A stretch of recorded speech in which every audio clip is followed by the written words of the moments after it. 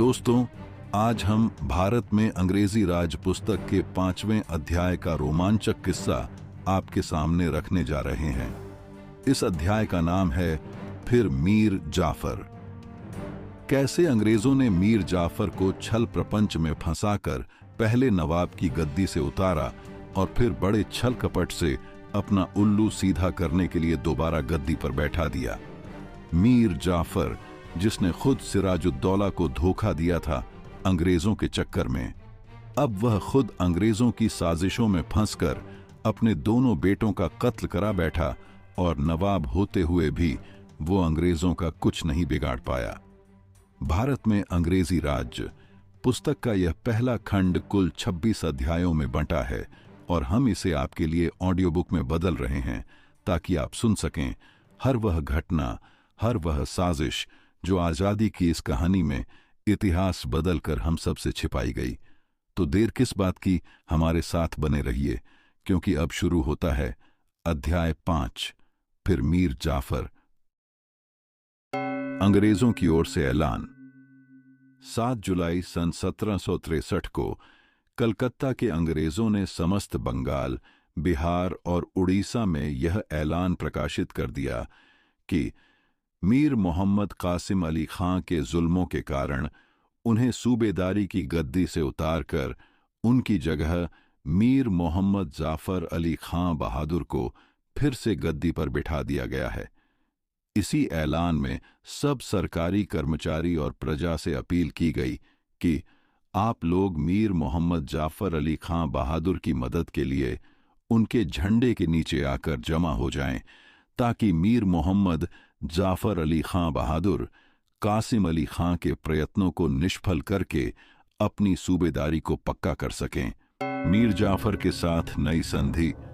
7 जुलाई से पहले ही एक और नई संधि मीर जाफर के साथ कर ली गई थी, जिसके विषय में इतिहास लेखक एल्फिस्टन लिखता है, अधिकांश अंग्रेज यही कहते थे कि मीर जाफर को फिर से गद्दी पर बिठाना केवल उसके न्यायोचित अधिकारों को उसे वापस देना है, किंतु फिर भी वे उससे नई और अधिक कड़ी शर्तें स्वीकार करा लेने में न झिझके।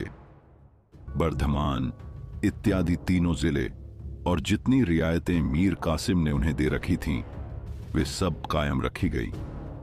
एल्फिंस्टन लिखता है कि आइंदा के लिए यह नियत कर दिया गया कि नवाब 6000 सवार और 12000 पैदल से ज्यादा फौज अपने पास न रखे।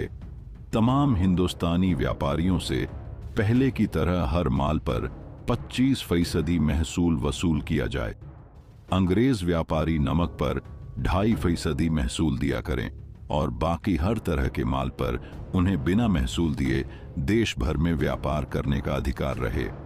मीर जाफर अंग्रेजों को युद्ध के खर्च के लिए 30 लाख, अंग्रेज स्थल सेना के लिए 25 लाख और जल सेना के लिए 12.5 लाख रुपए दे, और अंग्रेज व्यापारियों को जितना नुकसान मीर कासिम के समय में देसी व्यापारियों से महसूल न लिए जाने के कारण हुआ है, अब मीर जाफर उसे पूरा करे।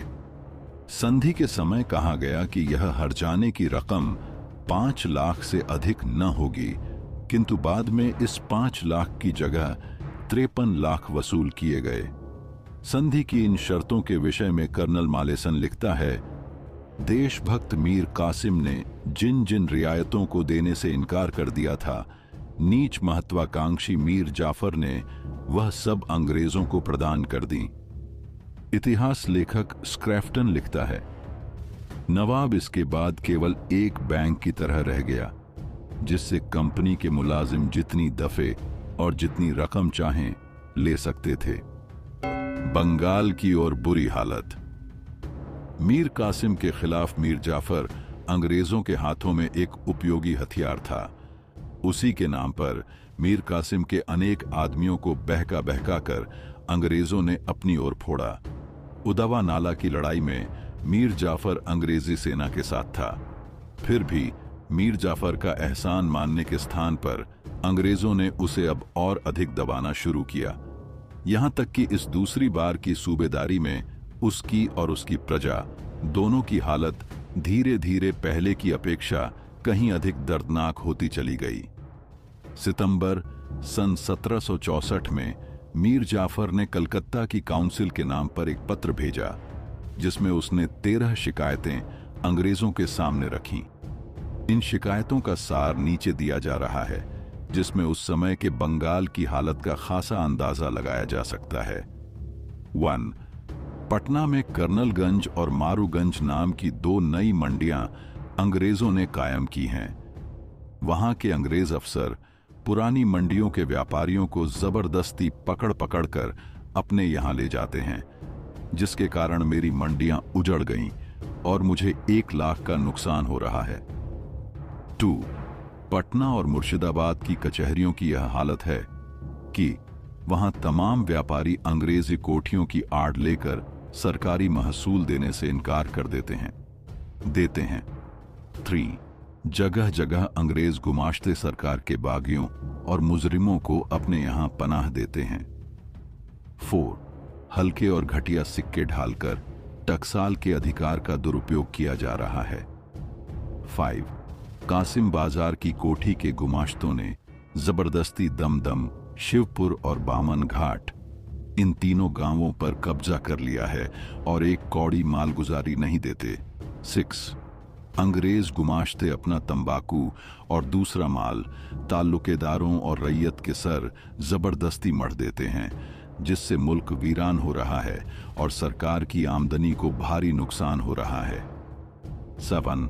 पटना, मुंगेर इत्यादि के किलों में अंग्रेजों के आदमी जबरदस्ती गुस्से बैठे हैं और मेरी एक नहीं सुनते। 8. बंगाल की मंडियों और गोलों में कई अंग्रेजों के आदमी जबरदस्ती अनाज खरीद लेते हैं और जिस तरह चाहते हैं बेचते हैं, यहां तक कि मेरे फौजदारों को फौज की आवश्यकताओं के लिए भी अनाज नहीं मिलता। 9. पटना के अंदर करीब 40 मकानों पर जो मुसाफिरी के लिए बने हैं, कुछ अंग्रेजों ने कब्जा कर लिया है, यहां तक कि मुझे अपने और अपने कुटुंबियों के ठहरने के लिए भी जगह न मिल सकी। 10. पूर्णिया की लकड़ी की मंडी से मुझे 50,000 रुपये साल वसूल होते थे। अब अंग्रेजों ने उस पर कब्जा कर लिया है और मुझे एक कौड़ी नहीं मिलती। 11.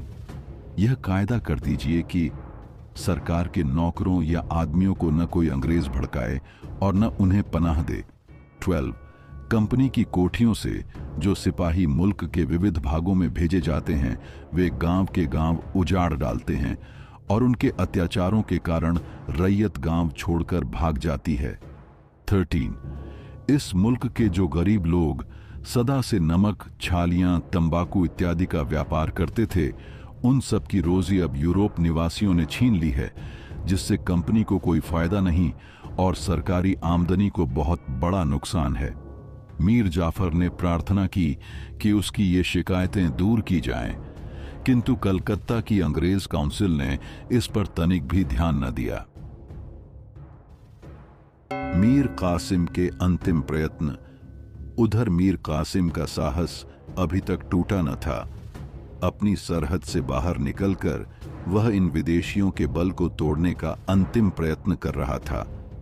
सूबेदारी की सनद मीर कासिम को सम्राट की ओर से बाजाब्ता अता हो चुकी थी और मीर जाफर को बिना सम्राट की इजाजत जबरदस्ती अंग्रेजों ने सूबेदार बना दिया था। सम्राट शाह आलम अभी तक फाफामू यानी इलाहाबाद में था।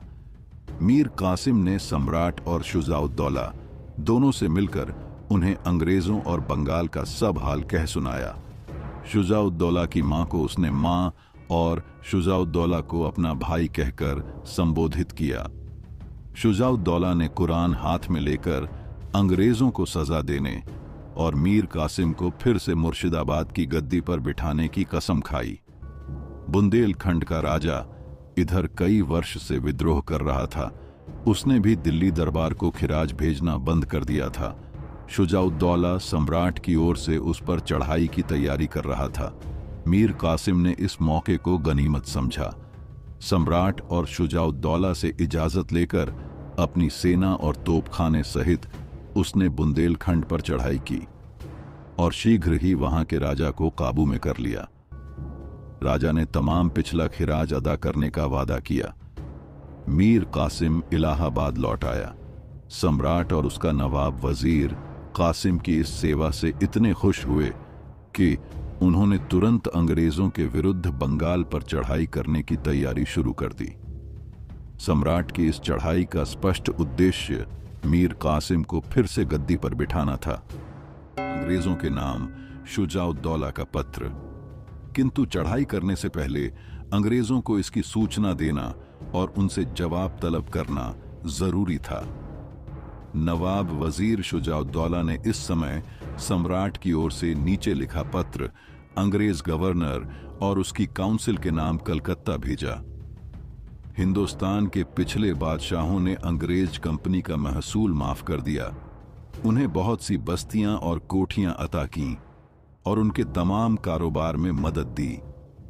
इस तरह उन्होंने कंपनी पर इतनी मेहरबानियां की हैं और उसकी इतनी इज्जत बढ़ाई है जितनी न तो अपने मुल्क के व्यापारियों के साथ की और न किसी दूसरी यूरोपियन कौम के साथ। इसके अलावा हाल ही में बादशाह ने मेहरबानी करके मुनासिब से ज्यादा खिताब और रुतबे तथा उसके बाद जागीरें और दूसरी रियायतें आप लोगों को अता की हैं। बावजूद इन सब इनायतों के आप लोगों ने बादशाह के मुल्क में दखल दिया, बर्धमान, चट्टग्राम वगैरह सरकारी इलाकों पर कब्जा कर लिया और बिना दरबार की रजामंदी के जिस नवाब को चाहा मसनद से उतार दिया और जिसे चाहा बैठा दिया। आप लोगों ने दरबार के आदमियों को अपने यहाँ कैद कर लिया और शहंशाह की हुकूमत की तौहीन और उसकी बेइज्जती की। आपने देश के व्यापारियों की तिजारत को बर्बाद कर दिया, बादशाह के बागियों को अपने यहाँ पनाह दी, दरबार की आमदनी को नुकसान पहुंचाया और अपने जुल्म से मुल्क के बाशिंदों को पामाल कर लिया। आप लोग अभी तक कलकत्ता से नई नई फौजें भेजकर शाही इलाकों पर लगातार हमले करते रहते हैं। यहां तक कि इलाहाबाद के सूबे के कई गांव और परगनों को भी आप लोगों ने लूट लिया है। इन सब नाजायज हरकतों की क्या वजह समझी जा सकती है, सिवाय इसके कि आपको दरबार की कतई परवाह नहीं और आप खुद मुल्क पर कब्जा करने की बेजा कोशिशों में लगे हुए हैं। अगर आपने यह सब अपने बादशाह के हुक्म या कंपनी की हिदायत से किया है तो मेहरबानी करके मुझे पूरा पूरा हाल बताइए ताकि मैं उसका मुनासिब इलाज कर सकूं। लेकिन अगर इन शरारतों की वजह आपकी अपनी ही बेजा ख्वाहिशें हैं तो आइंदा ऐसी हरकतों से बाज रहिए। हुकूमत के कामों में दखल न दीजिए। हर जगह से अपने आदमियों को हटाकर उन्हें अपने मुल्क वापस भेज दीजिए। पहले की तरह कंपनी की तिजारत जारी रखिए और महज तिजारती कारोबार तक ही अपने तय महदूद रखिए। अगर आप इस तरह रहना चाहें तो शाही दरबार आपकी तिजारत में हमेशा से ज्यादा मदद देगा और आपके साथ रियायतें करेगा। किसी ऊंचे दर्जे के ओहदेदार को बतौर अपने वकील के यहां भेज दीजिए जो तमाम हालत की मुझे ठीक ठीक इत्तला दे ताकि मैं उसके मुताबिक अमल कर सकूं। अगर खुदा न करे आप सरकशी और नाफरमानी करते रहे तो इंसाफ की तलवार बगावत करने वालों के सरों को खा जाएगी और आप शहंशाह की कहफगी के भार को महसूस करेंगे जो खुदा के कहर का एक नमूना है। फिर बाद में आपको अपनी गलती मानने या दरख्वास्तें देने से भी काम न चलेगा, क्योंकि शुरू जमाने से बादशाह आपकी कंपनी के साथ काफी रियायतें करते रहे हैं। इसलिए मैंने आपको लिख दिया है। आप जैसा मुनासिब समझिए वैसा कीजिए और मुझे जल्दी जवाब दीजिए। निस्संदेह मुगल साम्राज्य के वजीर की हैसियत से शुजाउद्दौला का पत्र उचित, उदार और न्यायानुकूल था, किंतु इस पत्र से यह भी जाहिर है कि उस समय के भारतीय शासकों को पाश्चात्य कूटनीति का कुछ पता न था और न वे इतने बड़े तजुर्बे से फायदा उठाने के ही काबिल थे।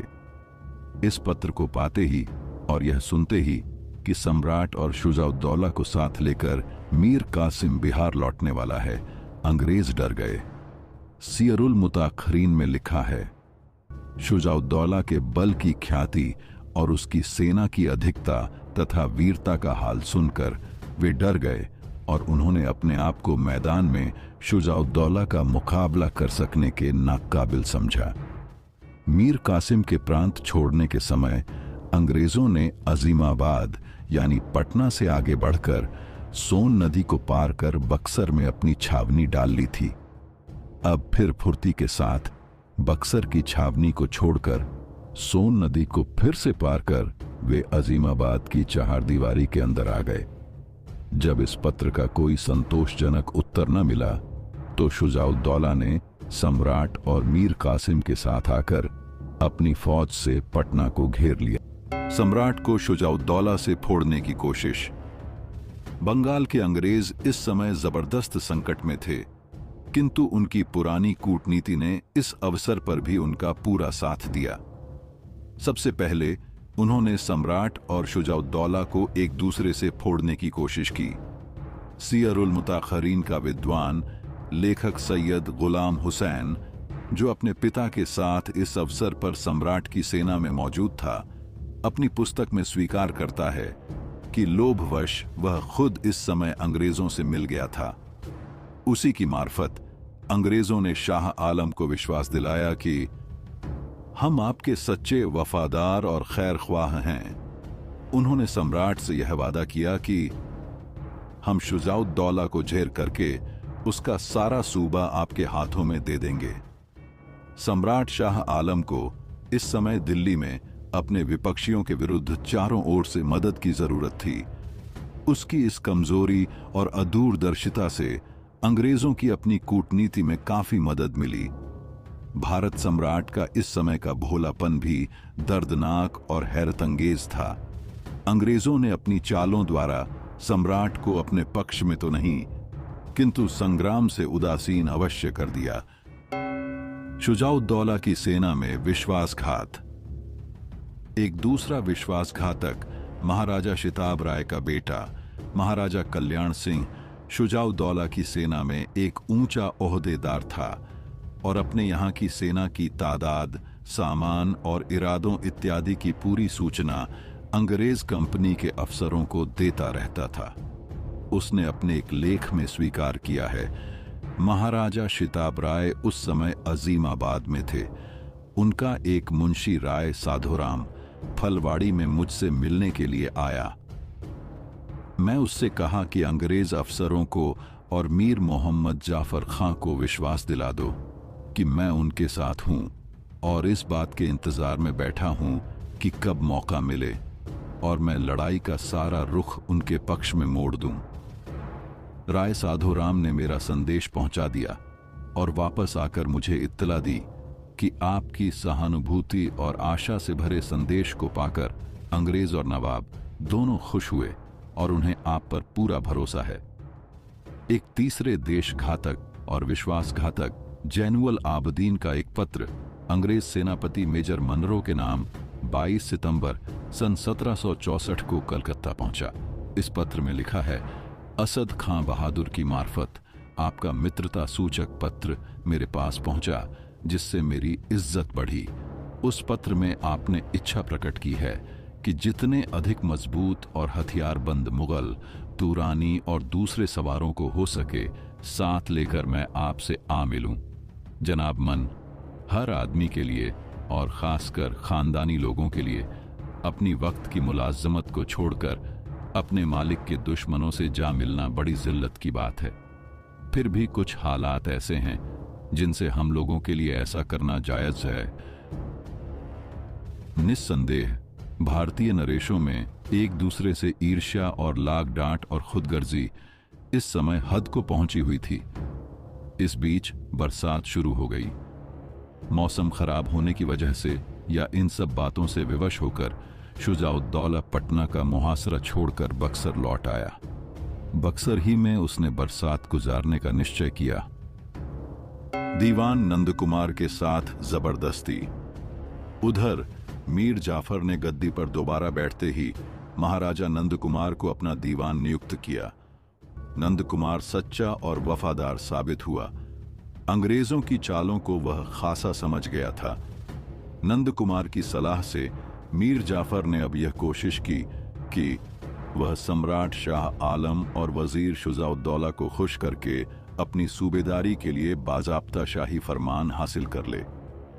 मीर जाफर की यह इच्छा उचित और नियमानुकूल थी, किंतु सम्राट और मीर जाफर का मेल अंग्रेजों के लिए हित करना हो सकता था। इसलिए खबर पाते ही अंग्रेजों ने फौरन निर्दोष नंदकुमार को जबरदस्ती दीवानी से अलग कर दिया और मीर जाफर को पटना से कलकत्ता बुलवा लिया। कठपुतली की तरह बेबस मीर जाफर को अंग्रेजों की आज्ञा माननी पड़ी। मनरो का रोहतास के किले पर कब्जा। मेजर कार्नक की जगह मेजर मनरो अब पटना की सेना का प्रधान सेनापति नियुक्त हुआ।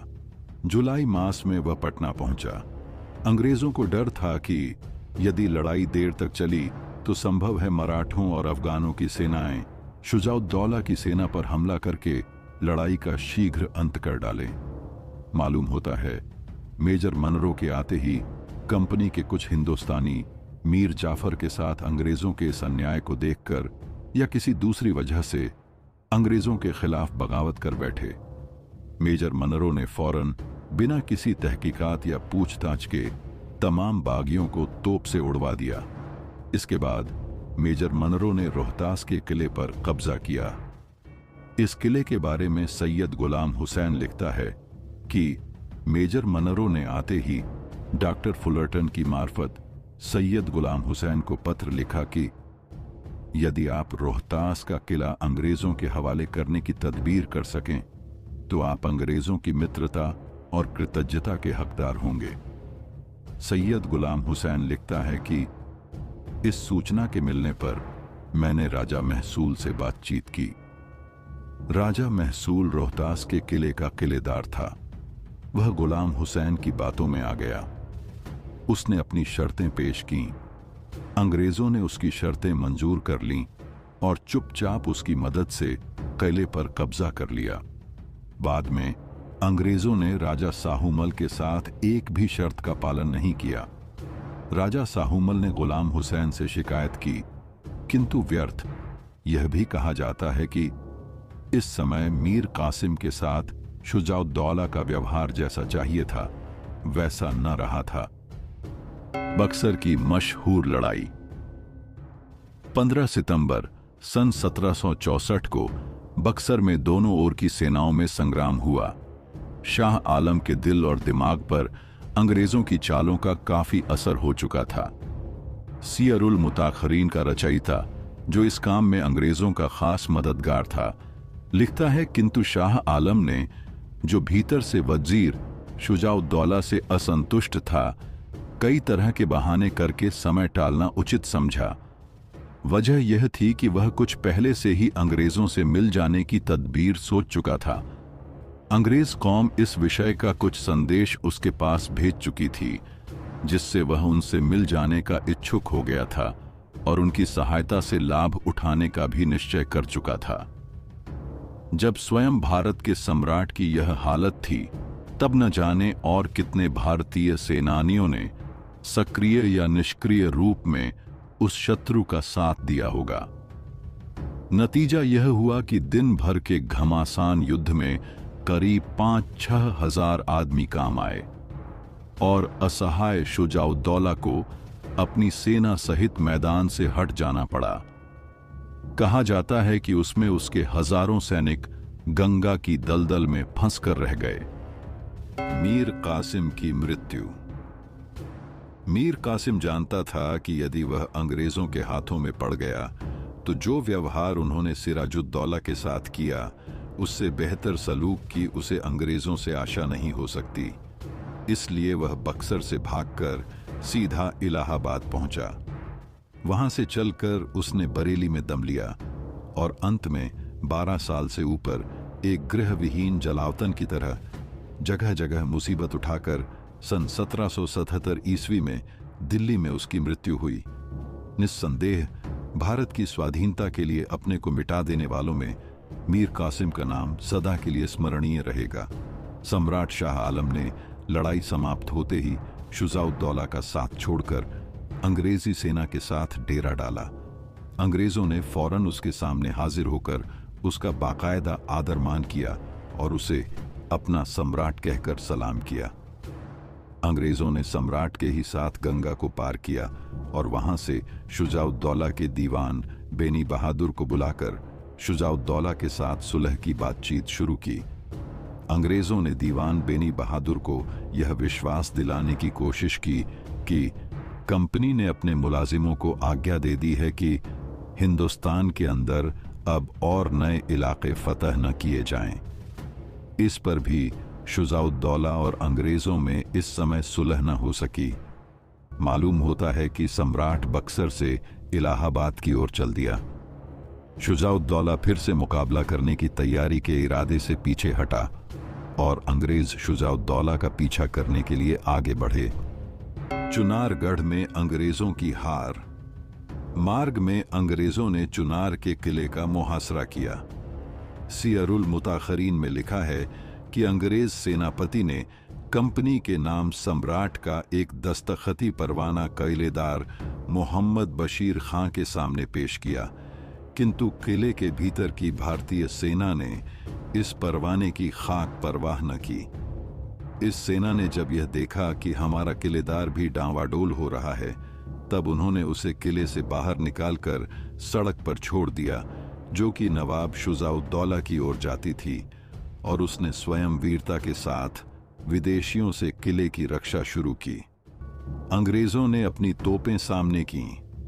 कई दिन की गोलाबारी के बाद वे किले की दीवार का केवल एक छोटा सा टुकड़ा गिरा पाए, किंतु ज्यों ही एक दिन अंधेरी रात में अंग्रेजी सेना ने इस रास्ते से किले के भीतर प्रवेश करना चाहा, भीतर की भारतीय सेना ने अपनी बंदूकों से उनमें से अधिकांश का वहीं दीवार के ऊपर काम तमाम कर दिया। लाचार होकर और बुरी तरह हार कर अंग्रेजों को चुनार का मुहासरा छोड़ इलाहाबाद का रास्ता लेना पड़ा। वास्तव में बिना रिश्वत, दगा या इसी तरह के दूसरे उपायों के अंग्रेजों ने कभी कहीं किसी एक लड़ाई में भी भारतीय सेना के ऊपर विजय प्राप्त नहीं की। इलाहाबाद पर अंग्रेजों का कब्जा। इलाहाबाद के किले की संरक्षक सेना ने भी अंग्रेजी सेना का खासा मुकाबला किया, किंतु अंग्रेजों के सौभाग्य से वही नजन खां, जिसने उदवा नाला पर अंग्रेजों को बुरी तरह दिक्कत दी थी और जो बहुत अरसे तक इलाहाबाद के किले में रह चुका था और उसके रहस्यों से परिचित था, इस मौके पर अंग्रेजों से मिल गया। किले की दीवारों को गिराने के लिए अंग्रेजी सेना के पास इस समय जो एक सबसे अच्छी तोप थी, वह हिंदुस्तान ही की बनी हुई थी और शुजाउद्दौला के खेमों की लूट में उन्हें मिली थी। नजफ खां ने अंग्रेजों को किले के सब गुप्त रास्ते बतला दिए और इस तोप ने भी उन्हें खासी मदद की। अंत में थोड़ी सी लड़ाई के बाद अंग्रेजी सेना ने इलाहाबाद के किले में प्रवेश किया। किले पर हमला करने और भीतर वालों से शर्तें तय करने में महाराजा शिताबराय की फौज आगे थी, किंतु कब्जा करते समय कंपनी की सेना आगे थी। कंपनी और नवाब शुजाउद्दौला में संधि। शुजाउद्दौला अब भागकर बरेली पहुंचा। वहां से लौटकर मल्हार राव होलकर की कुछ मराठा सेना की सहायता से उसने कड़ा में अंग्रेजी सेना पर फिर हमला किया। एक दो छोटी मोटी लड़ाइयां भी हुईं। अंत में महाराजा शिताबराय ने बीच में पड़कर आगे लिखी शर्तों पर कंपनी और शुजाउद्दौला में सुलह करवा दी। 1. युद्ध में कंपनी का जो खर्च हुआ है उसके लिए शुजाउद्दौला 50 लाख रुपए कंपनी को दे, 25 लाख फौरन और 25 लाख कई सालाना किस्तों में। 2. इलाहाबाद के आसपास का प्रांत, जो उस समय अवध के सूबे में शामिल था, सम्राट के उपयोग के लिए अलग कर दिया जाए। इलाहाबाद का शहर और किला सम्राट के रहने के लिए नियत हो और इलाहाबाद के किले में सम्राट की रक्षा के लिए कंपनी की एक सेना रहे। 3. गाजीपुर और उसके आसपास का इलाका कंपनी को दे दिया जाए। 4. अंग्रेजों का एक वकील शुजाउद्दौला के दरबार में रहा करे, किंतु नवाब शुजाउद्दौला के राज प्रबंध में वह किसी तरह का दखल न दे। 5. आइंदा हर पक्ष दूसरे पक्ष के शत्रु या मित्र को अपना शत्रु या मित्र समझे। अवध के नवाब वजीर के साथ अंग्रेजों की यह पहली संधि थी। अवध की नवाबी का प्रारंभ सन 1720 के करीब दिल्ली दरबार की निर्बलता के दिनों में हुआ था। दिल्ली के सम्राट ने पहले नवाब सादत खां को अवध का सूबेदार नियुक्त करके भेजा था। उसके बाद सादत खां के भतीजे दूसरे नवाब सफदरजंग ने 2 करोड़ रुपए नादिर शाह को नजर करके अपनी नवाबी कायम रखी। दिल्ली सम्राट ने सफदरजंग ही को पहली बार साम्राज्य के वजीर की पदवी प्रदान की और तभी से अवध के नवाब वजीर कहलाने लगे। शुजाउद्दौला सफदरजंग का बेटा था। निस्संदेह नवाब शुजाउद्दौला ने अंग्रेजों का खासा मुकाबला किया। इसमें भी संदेह नहीं कि यदि स्वयं शाह आलम और उसके कुछ साथी अंग्रेजों के हाथों में न खेल जाते तो बक्सर के मैदान में ही शुजाउद्दौला अंग्रेजों की उभरती हुई ताकत का सदा के लिए अंत कर देता। पर शाह आलम की अयोग्यता ने शुजाउद्दौला को पंगु कर दिया। मीर जाफर का अंत। मीर जाफर को अंग्रेजों ने अपनी महत्वाकांक्षा के शिखर तक पहुंचने के लिए बतौर एक सीढ़ी के इस्तेमाल किया। जो ही वे ऊपर तक पहुंच गए, उन्होंने बिना संकोच उसे लात मारकर अलग कर दिया। उसकी जिंदगी के आखिरी दिनों को उन्होंने अत्यंत दुखमय बना दिया। अक्टूबर सन 1764 में उससे 5 लाख रुपए माहवार कंपनी को देने का वादा करा लिया, जिससे वह अंत तक बहुत तंग रहा और सदा शिकायत करता रहा। उससे संधि से बाहर नित्य नई और बढ़-बढ़कर मांगें की जाती रहीं। आए दिन की जबरदस्तियों ने उसके स्वास्थ्य और आयु दोनों पर असर डाला। प्रसिद्ध इतिहास लेखक सर विलियम हंटर लिखता है, मीर जाफर जनवरी सन 1765 में मरा और कहा जाता है कि जिस बेजा तरीके से कलकत्ता के अंग्रेजों ने अपने व्यक्तिगत नुकसानों के हर्जाने की अदायगी के लिए उससे तकाजे शुरू किए, उससे उसकी मौत और जल्दी हुई। वास्तव में मीर जाफर की मृत्यु फरवरी सन 1765 के आरंभ में मुर्शिदाबाद के महल में हुई। उसकी आयु उस समय 65 वर्ष की थी।